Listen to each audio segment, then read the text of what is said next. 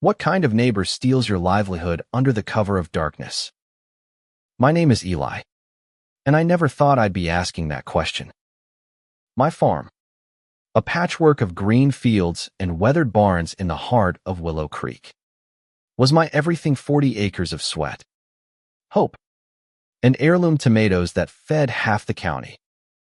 I'd built it from nothing, a sanctuary after years of city noise, a place where the soil smelled like freedom. But that night, under a moon so thin it barely lit the ground, my world unraveled. I woke to the sound of creaking wood and the low hum of a truck engine. Peering through my bedroom window, I saw shadows moving near the barn, figures slipping through the dark, hauling crates of my prized produce into a pickup. My heart sank. These weren't random thieves. I recognized the glint of Karen's oversized earrings, the ones she wore like a badge of authority at every HOA meeting. Karen, the self-appointed queen of Willow Creek's Homeowners Association, was robbing me blind. I pulled on my boots, grabbed a flashlight, and stormed outside, my pulse hammering. The air was thick with the scent of damp earth and betrayal. Karen stood by the truck, barking orders at two men in HOA jackets, Tom and Greg, her loyal enforcers. They were loading crates of my tomatoes, zucchini, and rare heirloom corn, the kind I'd spent years perfecting. Each crate was worth thousands, destined for high-end markets in the city. I'd been saving every penny for my daughter Lila's college fund, and now it was being stuffed into the back of a truck. Karen, I shouted, my voice cracking the silence. She spun around, her face a mask of shock that quickly hardened into defiance. Eli, go back to bed. This is HOA business, she snapped, her voice sharp enough to cut glass. I stepped closer, flashlight beam pinning her like a spotlight. Business? You're stealing my crops. Her eyes narrowed, and she took a step toward me, her bulk casting a shadow that felt larger than the night itself. Tom and Greg froze, crates in hand, their faces pale under the moonlight. Karen didn't flinch. You're out of compliance, Eli, she said, her tone dripping with venom. Your farm's an eyesore on approved crops, unpermitted barns. We're confiscating this for the community's benefit. I couldn't believe it. The HOA had been hounding me for months, nitpicking my fences, my irrigation lines, even the color of my mailbox. But this was war. I planted my feet, fury rising like a tide. You're not taking another crate. This is my land, my life. Karen laughed, a cold, guttural sound. Your land. You're behind on dues. Eli, we own you. She gestured to Tom, who pulled a stack of papers from his jacket, fake documents. No doubt, claiming my farm was forfeit. My stomach churned. This wasn't just theft. It was a calculated strike to ruin me. I wasn't alone in Willow Creek, though. My neighbor, Sarah, a quiet widow who'd always kept to herself, had seen the truck's headlights from her porch. She'd been watching Karen's reign of terror for years. Her complaints about community standards that only seemed to target those who didn't bow to her. Sarah had slipped out her back door, phone in hand, recording the whole scene. The twist came when she stepped into the light, her voice trembling but firm. I've got it all, Karen. Every word, every crate. I'm calling the sheriff.